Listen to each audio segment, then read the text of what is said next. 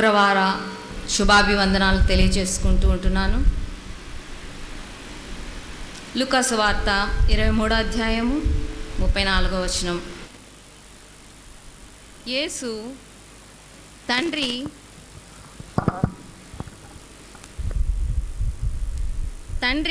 వీరేమి చేయుచున్నారో వీరెరుగరు గనుక వీరిని క్షమించమని చెప్పాను.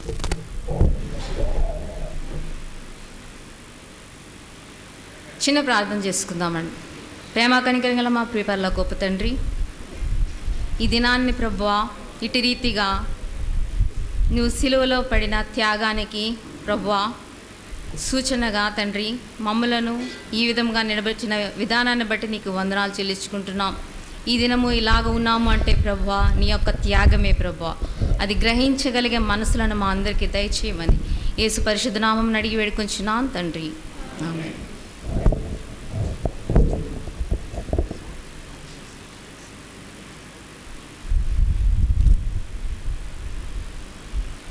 Praise the lord.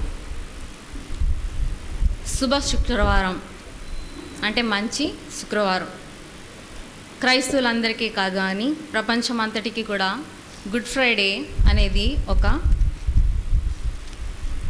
గొప్ప దీవెనకరమైన దినముగా మనం ఎంచబడుతూ ఉన్నాం. అయితే మొదటిగా యేసు తండ్రి వీరేమి చేయుచున్నారో వీరెరుగరు గనుక వీరిని క్షమించమని చెప్పాను. ఇందులో అర్థం ఏమిటి, పరమార్థం ఏమిటి? ఇది చెప్పాలి అంటే ఆనాడు దేవుడు సిలువలో బలి అర్పించుట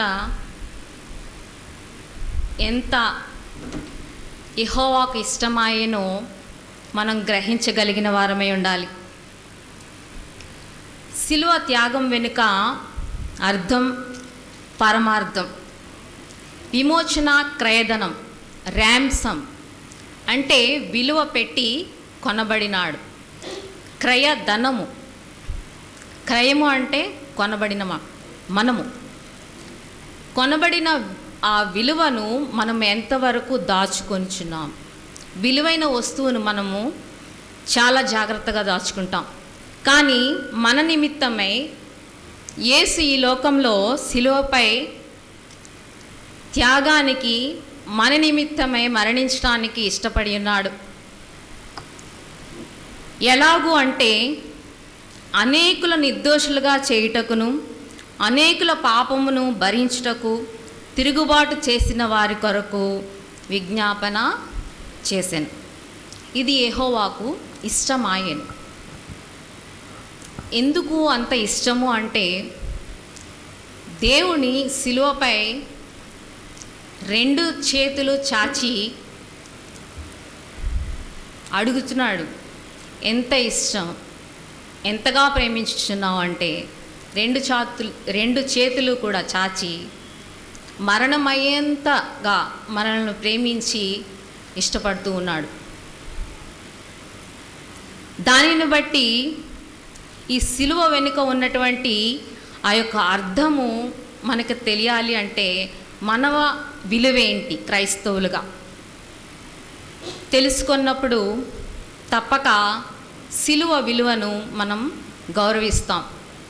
ఈ విలువలో కొనబడిన మనము దాచుకొని దినదినము కూడా ఆ యొక్క మననం చేసుకుంటూ ఆయన విడిచి మాదిరికరమైన జీవితాన్ని విడిచి వెళ్ళిన రీతిని మనము ఎప్పటికీ కూడా మర్చిపోము. అనేకులను నిర్దోషులుగా చేయటానికి యేసుక్రీస్తుని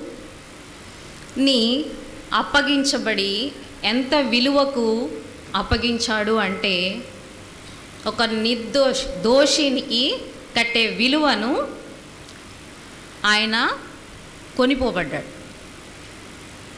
12 మంది శిష్యులు కూడా 11 మంది కూడా పామరులు. యూదా మాత్రం తెలివైనవాడు, ఆయన ట్రెజరర్. ఆయన దగ్గర ఏముంది? ధనము, డబ్బు సంచి ఉంది.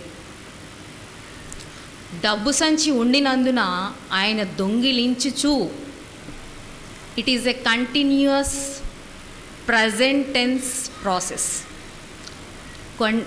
దొంగిలించుచూనే ఉండేను. దానికి అనంతం లేదు. ఒకవేళ అనంతం ఉండినట్లయితే ఇదన మనం ఇలాగా కూడుకొనము, 7 మాటలు కూడా ధ్యానించము. ఎందుకంటే ఎందుకు నశించిన దానిని వెదకి మరీ రక్షించడానికి. అంజూరపు చెట్టు ఫలించినదై ఉన్నది, అయితే అడుగుచున్నాడు 1 సంవత్సరం కనిపెడదాం. వెయిటింగ్ చాలా పెయిన్ఫుల్. అయితే ఈ యొక్క శిలువ త్యాగాన్ని మరిచిపోవడం కూడా చాలా పెయిన్ఫుల్. అయితే ఎవరిని బట్టి విజ్ఞాపన చేస్తున్నాడు? తిరుగుబాటు చేసిన వారిని బట్టి విజ్ఞాపన చేస్తున్నాడు. యేసు యొక్క గుణం ఏంటంటే క్షమించడం. యేసు యొక్క గుణం క్షమించడం. మనకి ఆత్మఫలాలు ఇవ్వబడ్డాయి. అది ఆయన యొక్క క్యారెక్టర్, యేసు యొక్క క్యారెక్టర్ అది. అట్టి రీతిగా మనము కూడా ఉండాలని దేవుడు ఆశపడి ఉన్నాడు. స్టిల్ వెయిట్ చేస్తూ ఉన్నాడు. ఆయన తిరుగుబాటు చేసిన వారి కొరకు తండ్రికి తన ప్రాణాన్ని ఇవ్వడానికి, అర్పించుకోవడానికి ఇష్టపడింది. యెహోవాకు ఇది ఇష్టమాయెను. దావీదు పాపం చేశాడు. అయితే దావీదు దానిని బట్టి బ్రతిమలాడుకొంచున్నాడు, నూతన హృదయాన్ని మరలా పుట్టించు. అయితే దావీదు వృద్ధుడుగా ఉన్నప్పుడు, రాజుల గ్రంథము ఎవరు చదవద్దు, మీరు తర్వాత చదవండి. వృద్ధుడిగా ఉన్నప్పుడు వెట్ట పుట్టించుటకు ఇశ్రాయేల్ దేశం అంతటిలో కూడా ఒక చిన్నది చక్కనిది తీసుకొచ్చి ఆయనకి ఎన్ని దుప్పట్లు కప్పినా కూడా ఆయనకి వెట్ట పుట్టలేదు. అప్పుడు ఈ చిన్నదానిని వెతికి తీసుకొని వచ్చి ఆయనకు సహాయకారిగా ఉంచారు. అయితే భార్యలు ఉన్నారు, భార్యల కుమారులు ఆలోచన వేరే విధంగా ఉన్నది. దావీదు మాత్రం ఆ విధముగా ప్రవర్తించలేదు. బెట్ట పుట్టించుటకు, వేడి కలగటానికి. అలాగే సొలొమోను కూడా దేవుడు అంటున్నాడు, రోగము ఉన్నవారికే వైద్యము కానీ రోగం లేని వారికి వైద్యుడు అక్కర్లేదు. రోగం మామూలు రోగం అయితే, ఫిజికల్ రోగం అయితే డాక్టర్ దగ్గరికి వెళ్ళి ఇంజెక్షన్, టాబ్లెట్స్ వేసుకుని తగ్గించుకుంటాం. కానీ ఈ రోగం గురించి మాట్లాడట్లేదు. నేను, నాది, నాకు, నేనే. సొలొమోను చేసినది అదే. అన్నీ సంపాదించుకున్నాడు, దేవుడిచ్చిన జ్ఞానంతో సంపాదించుకున్నాడు. కానీ నాది, నేను, నాకు, నేనే. చివరికి అంటున్నాడు, వ్యర్థం, వ్యర్థం, అంతా వ్యర్థం. దేవుని యొక్క క్రియలే తరతరాల్లో నిలిచి ఉంటాయి. అయితే ఈ యొక్క యేసు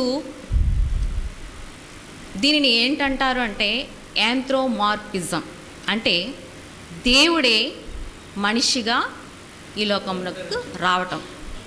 అంటే హ్యుమానిటీకి, డివినిటీకి మధ్య పోరాటం. ఈయన అద్భుత కార్యాలు చేసినప్పుడు, అలాగే స్వస్థతలు జరిగినప్పుడు ఆ యొక్క ఆయనలో దైవత్వం కనిపిస్తూ ఉన్నది. మానవుడిగా ఎందుకు ఉన్నాడు అంటే ఆయన విలువ మనకి తెలియాలి. మనలో ఒకనిగా ఉన్నప్పుడే ఆయన ఏంటో మనకు అర్థమవుతుంది. దూరంగా ఉండి మనం ఏమీ చేయలేం. కాబట్టి ఆయన మనలో ఒకనిగా నివసిస్తూ 3.5 సంవత్సరాలు కూడా మాదిరికరమైన జీవితాన్ని విడిచిపెట్టి వెళ్ళి ఉన్నాడు. మనకు పుట్టిన పిల్లలు మన గుణాన్ని రావాలని మనం అనుకుంటాం. మరి దేవుని పుట్టిన పిల్లలు మనము ఆయన గుణాలు రావాలని ఆయన కోరుకుంటూ ఉన్నాడు. నన్ను వలె మీరు పోలి నడుచుకొనడి. అయితే ఏంటంటే విజ్ఞాపన, ప్రార్థన, ఆత్మఫలాలు, యేసు యొక్క గుణాలు, క్యారెక్టర్స్. అయితే నేను ఒకటి చెప్పదలుచుకుంటున్నాను. ఏంటి అంటే, ప్రకటనలో హెవెన్ అంటే పరలోకం. పరలోకాన్ని ఇంకి మెజర్మెంట్స్ ఉన్నాయంట, కానీ నరకానికి మెజర్మెంట్స్ లేవంటండి. అంటే అనంతమైన, అంటే ఎంత జనాలు ఉన్నారో, సరిపడనంత జనం. నీతిమంతుడు ఒక్కడును లేడు, సరిపోదు. హెవెన్కి మాత్రమే మెజర్మెంట్స్ ఉన్నాయి. బహు కొద్ది మంది, ఒక్కరైనా ఉంటారో లేదో తెలియదు. ప్రకటన గ్రంథంలో రాసి ఉన్నది. అయితే అలాగే దావీదు పాపం చేశాడు, సొలొమోను పాపం చేశాడు, కానీ దావీదుని మెచ్చుకుంటున్నాడు, ఇష్టమైనవాడు. అలాగే సొలొమోను కూడా జ్ఞాని అని దేవుడు అంటలేదు, ప్రజలు అంటున్నారు. అయితే ఈ మరిచిపోవడం అనేది అలాగే చాలా బాధాకరమైన విషయము. అలాగే మన తప్పులను మనం ఎప్పుడు యాక్సెప్ట్ చేస్తామో, ఎప్పుడు ఓపెన్ అవుతామో, యాక్సెప్టెన్స్ అండ్ ఓపెన్నెస్, అప్పుడు దేవునికి దగ్గరగా మనము నిలుస్తాం, దేవునికి దగ్గర అవుతాం, దేవుని సహవాసంలో కలిగి ఉంటాం. అయితే ఇది ఎప్పుడు అంటే, మనం మనలను అంగీకరించే విధంగా ఉండాలి. అంగీకరిస్తున్నామా? మన తప్పులను మనం అంగీకరిస్తున్నాము. కూర్చున్న మీరే కాదు, నేనే కాదు, పాస్టర్ గారే కాదు, అందరము కూడా పాపం చేసి దేవుని యొక్క మహిమను పొందలేకపోవచ్చున్నాం. ఈ లోకం మనల్ని నీతిమంతులుగా ఉండనివ్వదు. ఎందుకు అంటే అందరినీ తృప్తిపరచలేము. అందుకే దేవుడు శిలువపై వేలాడాడు. ఆయన్ని ఏం చేశారు అంటే అసూయతో.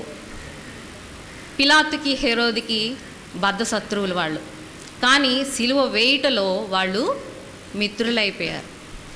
ఏదైనా చెడ్డ పని చేయడానికి చేతులు కలుపుతారు, కానీ మంచి పనిని బహిరంగంగా చెప్పటానికి ఇష్టపడరు. నాకెందుకులే. జనాలు గుంపులుగా కూడుకొని కొందరు మంచివాడని, కొందరు మంచివాడు కాదని, మరికొందరు ఈ మనుషుడు మోసం చేస్తున్నాడని అనుకుంటున్నారే కానీ సమాజంలో బహిరంగంగా చెప్పడానికి యూదులకి భయపడి చెప్పుట లేదు. దానిలో పాలు భాగస్థులమై ఉన్నాం. మనలో కూడా కన్నులున్నాయి, చూస్తున్నాం, చెవులున్నాయి, వింటున్నాం, హృదయం ఉంది, గమనిస్తున్నాం, గ్రహించుట లేదు.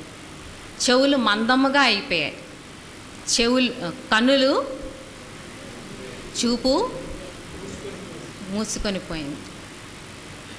కానీ ఏం చేస్తున్నాము? ఇది అవునని కానీ కాదని కానీ చెప్పలేకపోతున్నాం. అందరము తప్పు చేస్తున్నాం. ఎందుకు ఈ ప్రయాస? ఎందుకు ఈ సిలువ ధ్యానాలు? ఈ 40 దినాలు ఎందుకు మనం ఇంతగా ప్రయాసపడి ఉపవాసం ఉండి, వాసంలో ఏముంది?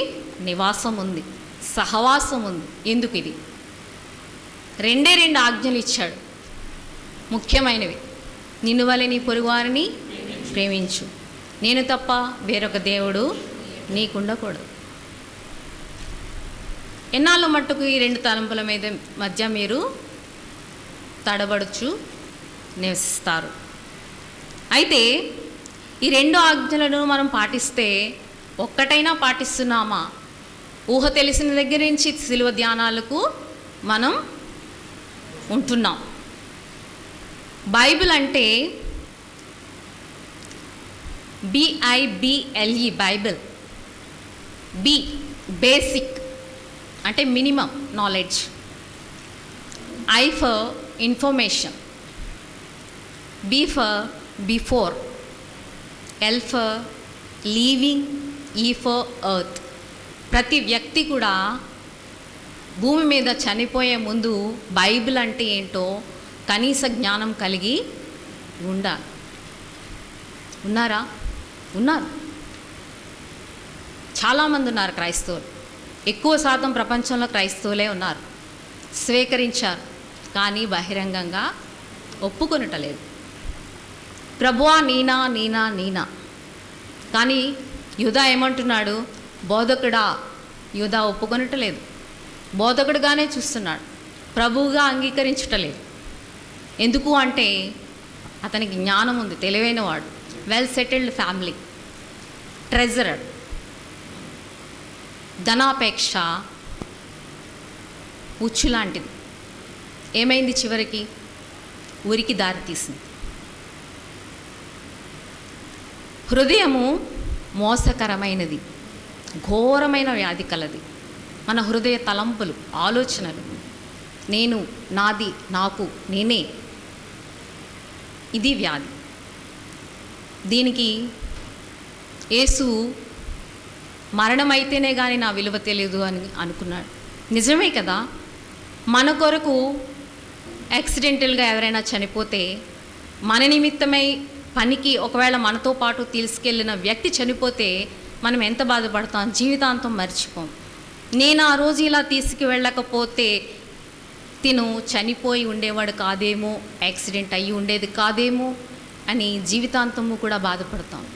జీవితం ఇచ్చిన దేవుడి కొరకు మనం ఏం చేస్తున్నాం? అట్టి రీతిగానే ఉన్నామా? ఆయన విలువ పెట్టి కొన్నాడు, ఆ విలువను క్యారీ చేస్తున్నామా లేదా? మన హృదయంలో దాచుకుంటున్నామా లేదా?